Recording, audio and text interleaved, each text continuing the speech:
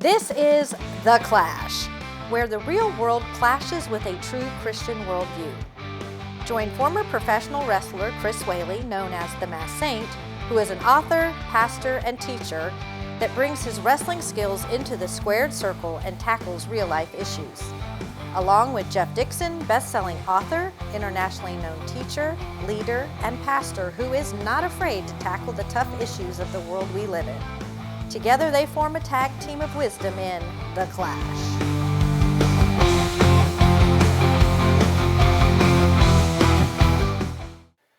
Hi, welcome to The Clash. It is a show where we take a Christian worldview and allow it to clash into the culture and world around us. And when we're done, hopefully, you hear something that will encourage you, strengthen you, challenge you, and maybe make you just a little bit better. I'm Jeff Dixon. I'm joined by the one and only saint himself, Chris Whaley. How you doing, Chris? Man, Jeff, I am so excited about today. I know, we've been so blessed to have the opportunity to interview some of the most amazing professional wrestlers like Mark Mero, B. Brian Blair, Nikita Koloff, Ted DiBiase, Steve Kern, Kane, a few weeks ago.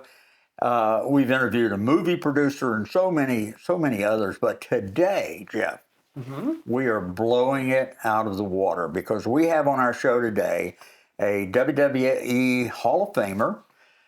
In 2000, Jeff, he was ranked as number 5 out of 500 wrestlers by Pro Wrestling Illustrated. That's kind of a big deal. He has over 80 championship reigns, including 6-time NWA champ, 4-time WCW champ. He's been a promoter. He has started several successful businesses. He's been in movies. Now he's one of the top brass for the very successful AEW organization. And I'm also personally thrilled because he was a great supporter of the Masked Saint movie before it hit the theaters. And he was even at the premiere. So we are blessed today to have Double J, Jeff Jarrett, with us. Jeff, we are thrilled to have you on The Clash, man. All right, Chris. I'll send you some Venmo for that nice introduction. Well, we've been trying for Chris, a long time. And go ahead. Yes. I'm excited to be here today. I was going to say it's been a long time coming, and as Jeff was giving that intro, The Clash, that just kind of sparked. Yeah, it's appropriately named. I'll leave it at that. I won't go into anything, but it is. I love it. How I knew the format of your show. Candidly, I didn't know the title was The Clash, and man, that resonates. All right. Well, Jeff, I'm going to start it off, and even though I have all kinds of wrestling questions for you, I want to ask, out of all of your accomplishments in professional wrestling, and there's, just a boatload of them, what's your proudest moment in professional wrestling? Oh, man, I should have done a little more prep for this. I am in the middle of my 39th active year. Next year will be my 40th year actively in the business. I'm a third generation. My grandmother got in the business selling wrestling tickets in 1946.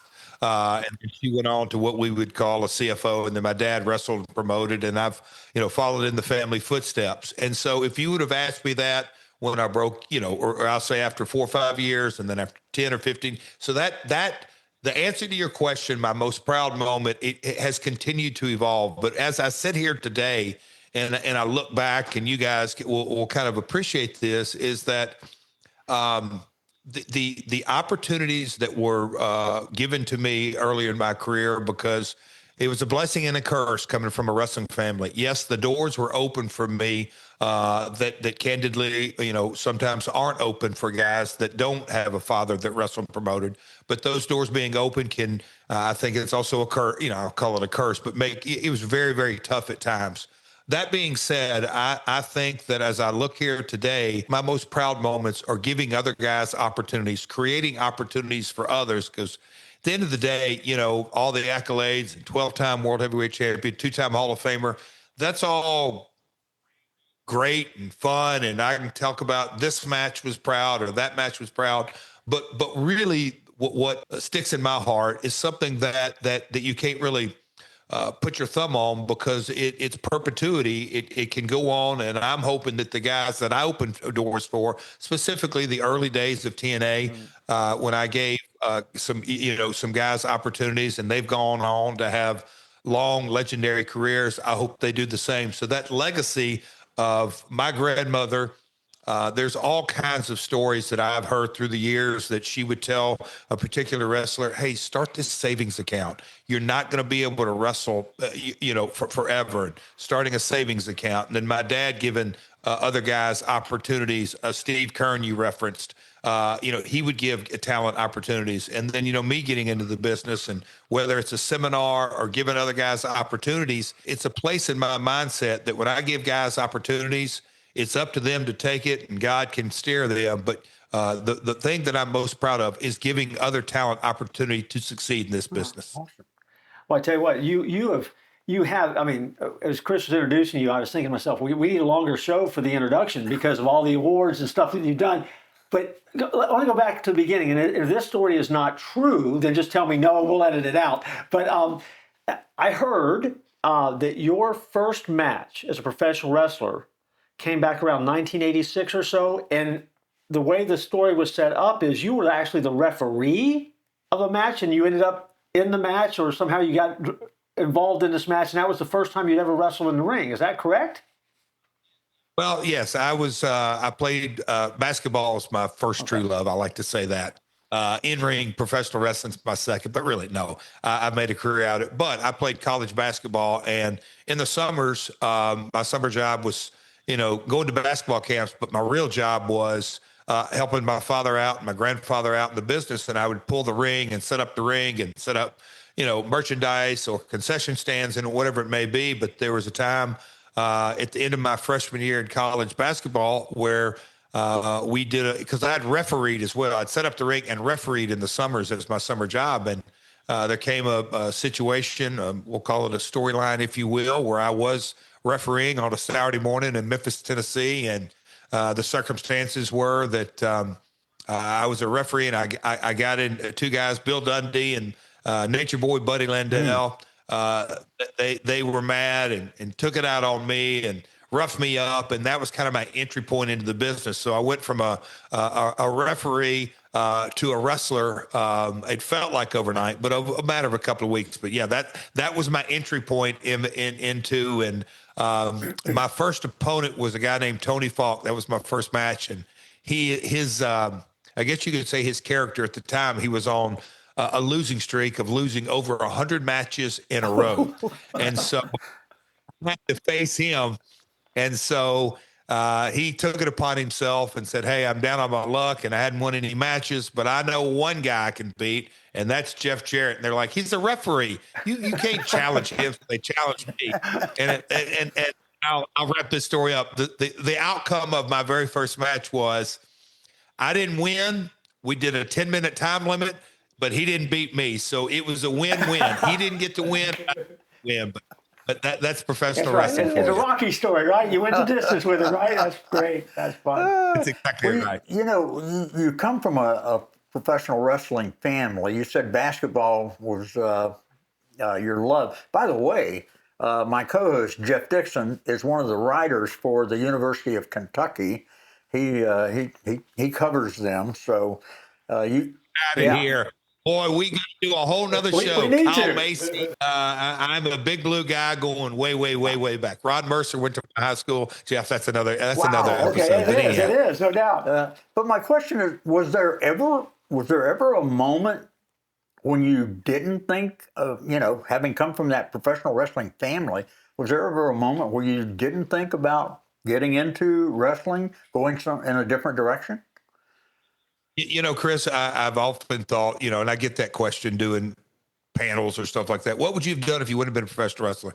I absolutely, like I said, love basketball, would have loved to have coached. But at the end of the day, I'm one of 5 kids, and I'm the only one out of the 5 that got into the business. But I knew from very, very young age. I absolutely was attracted to it. I loved it, but I loved because my grandmother, I'd ride the back seat and go to different towns. I love the marketing aspect. I love the merchandising and the production part of it, if you will. I loved all facets of it. The story I like to tell that really personifies it. My buddies were cutting grass as a kid and odd summer jobs and all that. And I can remember the first time there was a little town in Kentucky that my grandmother promoted regularly. And she said, hey, my regular concessionaire can't be there. They're on summer vacation. Will you come and do the concession stand for me? And I'm like, sure. Like, she goes, well, we got to go and we'll set you up and buy the cups and the popcorn and the candy. And literally it was in the back of one of the trailers. So we loaded up and, all the receipts, and I was a young kid, I'm maybe ninth grade. Yeah. I could add, subtract, believe it or not. But anyway, so we had the expenses that went along with it. And so off we go into the town and have a good night. It's hot and all this kind of stuff, and did quite well at the concession table. And I'm on the way home, and we're counting it out what we got. And so she said, all right, I got to take this much out for the expenses. I got to take this much out for the local promoter of this. And so when I was done, divvying up the money, I had like $327. I'll never forget it. I'm like, wait, you got to be kidding me. This is for me? Like, I get this. And she said, yeah, you did all this. And guys, I can just tell you, as a ninth grader, I go, boy, I thought I liked wrestling. I absolutely love wrestling. Sold, man. Oh, that's great. Go ahead, Jeff. Well, as you were talking about that with family in the business and being behind the scenes, I mean, you're kind of unique though in the wrestling business because you're involved or have been involved in all aspects of it, as opposed to just being an athlete that comes in as an athlete, entertainer, sports entertainer. How has that made you, for lack of a better term, different as it comes to relating to other wrestlers and things like that? Well, again, if you would have asked me that 20 years ago, I would have probably had a different answer. But Jeff, I can tell you, I'm incredibly blessed, very, very fortunate, because the lens that I look at the industry through, and I tell guys when I teach my seminars from time to time that, hey guys, if you're getting into this for fame or fortune, that's simple. If you want the notoriety or the money, you're probably not going to succeed. You've got to love this. You got to have a passion for this. And so the understanding that I had from a very, very early age is through the lens that my grandmother, my grandfather on my stepmom's side, her father, Eddie Marling, was a promoter and another mentor. And my dad, we always looked at it from the very beginning is that it's a business. It is, in a lot of ways, nothing more, nothing less. I say that to say, I feel like I've never worked a day in my life because I love what I do. And, the old Steve Jobs quotes, it rings so well. Keep on finding to do something that you actually love. I love the business, but I've always looked at it as professional wrestling has put groceries, and I say this often, it's put groceries on the Jarrett table since the late 40s. When you look at it through that lens, whether it's in-ring talent, running a camera, whatever it may be, it is truly a business. I'm from Nashville, so the music industry, there's a lot of great guitar pickers in this town and a lot of great singers and a lot of great songwriters. But at the end of the day, you've got to have kind of a skill set and understanding. At the end of the day, you've got to have something that people will pay for. And at the end of the day, that means you've got to work a hell of a lot harder than most people. And that's the real essence of what the business is. You got to not just pay your dues, but you got to work day in and day out, because discretionary income, people, they can operate just fine, but you got to make your truck payment. You got to make your house payment. Got to buy groceries. You don't absolutely have to have wrestling. So wrestling is a luxury. So if somebody's going to spend money on your product, you better make sure you deliver it for them. And that's the lens I've always looked at the business through. Well, we're having, Jeff, got to take a break, got to pay a few bills on our end, but we're going to come back. We're having a great conversation right now with Jeff Jarrett, and we're going to be back as quick as we can. So let's take a quick break. Don't go anywhere. Jeff, we got some dead air time. What are you doing? Chris, I'm looking at the Church at 434 app. It's an incredible app. It's absolutely free. And you can watch us, you can watch video, you can get resources for your walk and your journey of faith, and it's absolutely free. Just go to the Church at 434 and your app store, Google Play, and just download it and join us online all the time. Hey, welcome back. We're talking with Double J, Jeff Jarrett. And Jeff, I got to ask you, what was the big difference, if there was one, between WWE, WWF, and WCW? What was the big difference? Oh, that is, I hate to say this, super easy to answer in that, again, me coming from a third generation, there was no uncertain terms. When I broke into the business, my father was the boss, and I saw all the talent, all the venues, all the production. No matter who it was, the buck stopped with my father, the entrepreneurial spirit. When I went to the WWF at the time in 1992, 93, Vince was that man in position. It was obviously a much larger organization, a massive, really a global operation. But at the end of the day, the buck stopped with Vince. Good or bad, you got the final answer from him. At WCW, it was corporately owned when I got there for the first time, and so you had the TV folks that had their domain. You had wrestling folks that kind of made decisions over here, and then you had a little bit of a hybrid, if you will, but it's a very corporate environment. So the big difference is it's really an entrepreneurial buck stops with one person versus a corporate environment. And again, coming from Nashville, I've been blessed to really look at the entertainment business through different eyes. And that, at the end of the day, what we do, professional wrestling, is an art form. And so it's very subjective. But when you have a subjective piece of art form, you still need one visionary and one guy that ultimately makes the final call. Because then, love it or hate the decision, that's the direction you're going. It's not a hybrid. There's so many things, too many chefs in the kitchen, and too many chiefs, not enough Indians, all those kind of things that may or may not be appropriate. But that's the biggest difference. Jeff, everywhere you have kind of traveled, you've had, and I don't want to be insulting with the word gimmick. I call it that.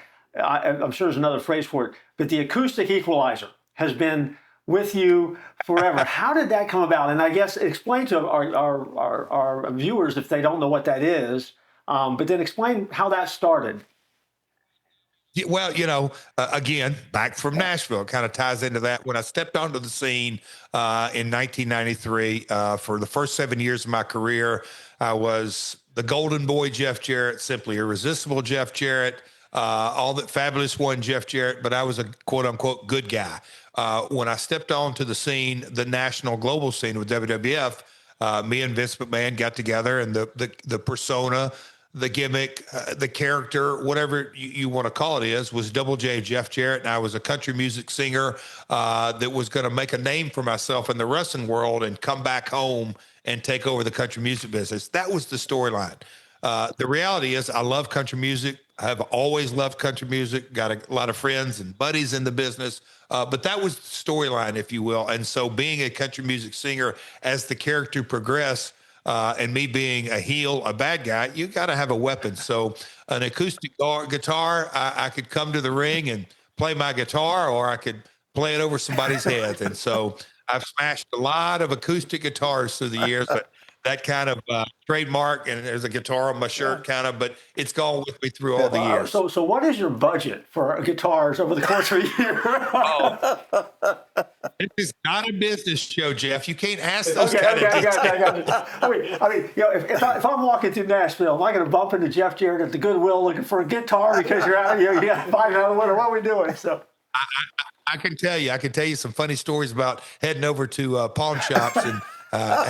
Hey, do you have any acoustic guitars? Yeah, we got about 4 or 5. We'll take them all. What? Certainly related to this, I remember a stretch of about a month and a half, and I don't remember exactly, the time frame exactly, but you were breaking a guitar every week. I mean, we were, in my house, we were watching and going, oh, he's going to do it. He's going to do it. He's going to do it. Sure enough, bam, you smash that guitar. It was just clockwork. There was an era in WCW that I was swung mini guitar. Gary Coleman, Beetlejuice, the list goes on and on. Males, females. I did not discriminate against anyone. Right. If you were breathing and walking, you were you were a candidate for a guitar show. Opportunity, right?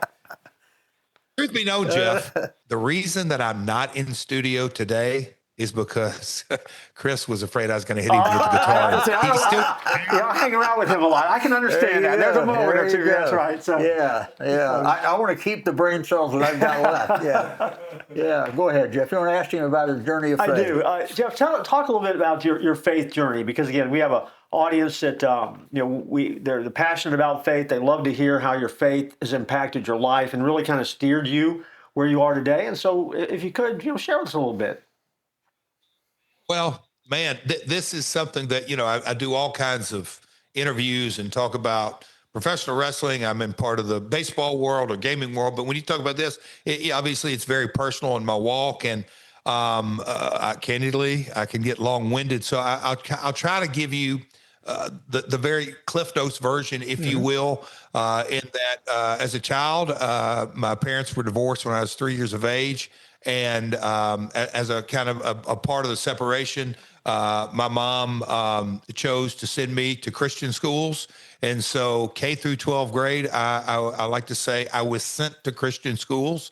I didn't choose to go, but that was really my foundation in so many ways. And went to church, born and raised in the church, and then get up and in my early years, had a very strong walk, and kind of like a lot of folks, get into I'll call it the fast lane of life. Not serious. I don't mean that completely derogatory, but you get married, and my career was taking off, and one kid and two kids, and just life happens. And like a lot of folks, your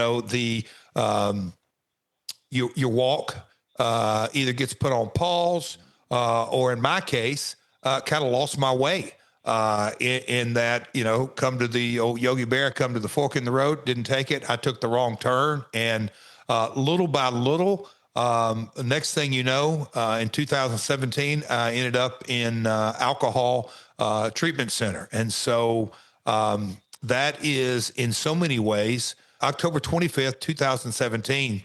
But that is when I entered into treatment. And in a lot of ways, it was truly the greatest day of my life, as I sit here and look at it today, because I like to say that the gift of God has given me a lot of gifts.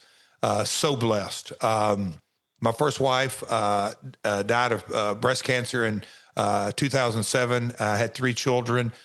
He gave me a great wife, and he's blessed me with another great wife. So that's why I like to say I've been blessed with 2 wives. I love Karen more today than I ever have loved her. She's went through a lot of tough times. I've got 3 biological kids, 2 step kids. God has blessed me in so many ways, financially, my career, my family, my health. I'm still wrestling. Chris can attest. I'm still wrestling at 58 years of age. Just had a heck of a workout this morning. But the greatest gift, I believe, or one of the greatest gifts, it's really hard to say that, is God gave me the gift of desperation. And when I say that is that, I had realized that every relationship that I had in my life, including my marriage, my kids, my business relationships, had really taken a turn south in so many ways. And I knew that, and I'll say this, I found out the hard way. When you hit rock bottom, then and only then did I really realize that the rock I hit was my Lord and Savior, Jesus Christ. And that when I kind of began to come to my senses, and it takes a little time, I kind of understood the very simplistic terms of, I call it the paradoxal way of living, in that when you said the name of y'all show is The Clash, that is something that just jumped off the page. That, yes, I understand what your meaning is, but to me, the real basics of God's economy, God's kingdom versus the worldly, transactional. Like I said, I was born and raised in the church, but looked at the lens of, my dad gave me some great business gifts, but it was a dog eat dog world, a very, very transactional way of living. You do this for me, I'm going to do that for you. Just all the mentality that the world teaches us. And I'm saying that in a real loving way. It's just how the world teaches me. I never was really tuned into, okay, God's world is, if I want to be loved, I can't take it. I got to give it.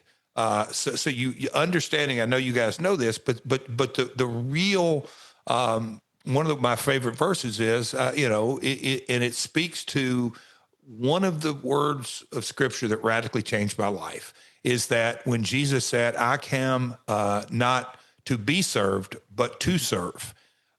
That really resonates with me more so today than ever. The fact that the other scripture, his ways are higher than my ways.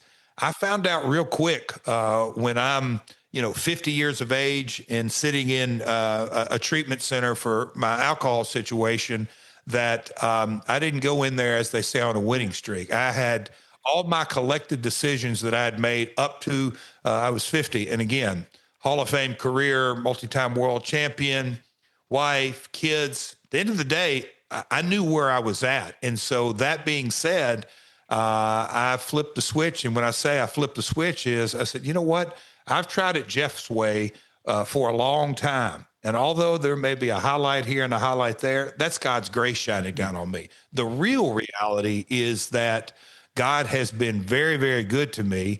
And I had to really readjust my thinking and understand, and I live this way every day of my life. His way is much better than my way. And so I wake up every day today now is and say, thy will be done, not mine. And when I have that lens and look through it, my walk of faith, the joy that comes with it and the peace that surpasses all understanding, I knew those scriptures intellectually, not emotionally. And so I could go on, but I'll shut up right there. But that's truly in a nutshell, my walk. Well, and that ties back into, because when we started the interview, we were talking about the fact what is the highlight, what brings you joy, what is it that motivates you, and again, you're serving others. I mean, you're giving back and you're getting guys started and you're helping them learn the business. So I mean, you're fleshing out your faith in this vehicle called professional wrestling, among other things. But you're living out now who you were created to be, and that's exciting stuff, Jeff. I mean, thank you for sharing that. That's personal. That's real. Well, buddy, and I can't say that I didn't enjoy highlights of my career, matches, or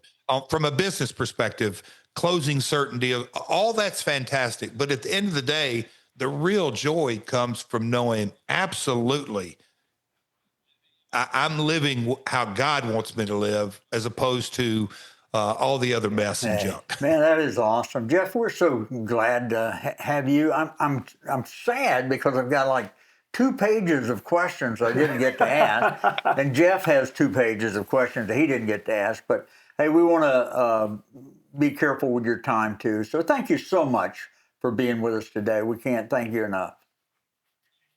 I appreciate you guys giving me the opportunity. Yeah, the 3 of us could talk. Back in the old day, and maybe not you guys, we'd talk around belly up to the bar, and they'd have to kick us out. But on this, we'll have to get us a cup of coffee one time and come back and chat. But the name of your show, The Clash, man, it is something that I truly believe that, I'll just say this. When God's world, the world, when they clash, boy, there's some real beautiful things can happen. And I'm very blessed and very grateful for God, how God has created, I'll say, the clash in my world. Very good. Well, God bless you, man. Thank you so much for being with us. Hey, we've had a great time today. Remember, don't tap out.